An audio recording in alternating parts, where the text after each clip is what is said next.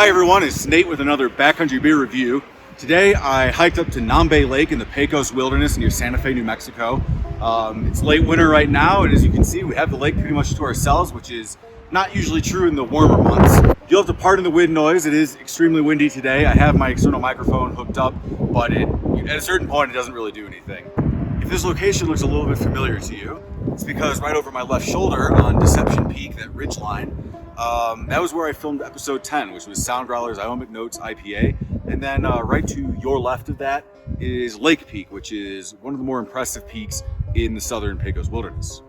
The beer I'm going to be reviewing today is by Burial Beer Company out of Asheville, North Carolina. It is their Surf Wax IPA. Now, as some of you may know, or you don't if you're new to the channel, I lived in North Carolina for about 5 years while I was in graduate school before moving back to New Mexico. I really regret that I wasn't able to drink more Burial beer because it's really good. But my wife was kind enough to bring some back on a recent trip to North Carolina, and that's what I have for you today. All right, well, it's time to read the back of the can. Surf Wax. Fear causes hesitation.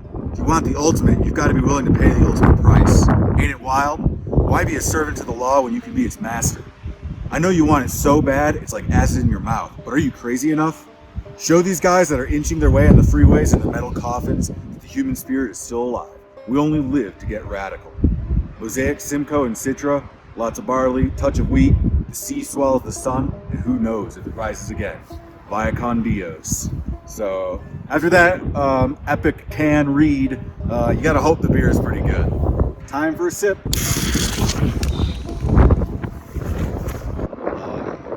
Right off the bat, I'm getting these like tropical fruit notes. Really strongly pineapple, papaya.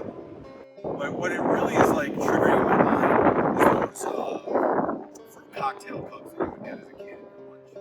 It just has that like syrupy tropical flavor that's really delicious.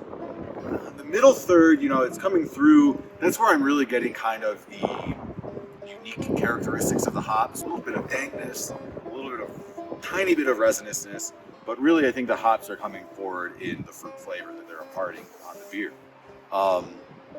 Also in the middle third, I am getting very lightly, if I really concentrate on it, I am getting this like hay or straw note.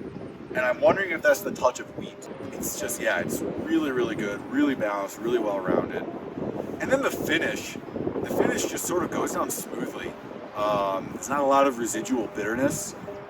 Really, it's just sort of echoing the notes that I mentioned before. It's echoing the fruitiness. It's echoing that like pineapple, papaya flavor. It's echoing, you get a little bit of that resinousness from the hop that's popping through. But really, it's just sort of like a nice summary of the beer you just drank. I think that this is just like a really solid, well-rounded beer that, despite the alcohol, this thing was made to drink a lot in one sitting. It is delicious. Cheers, everyone. Have a backcountry beer for me.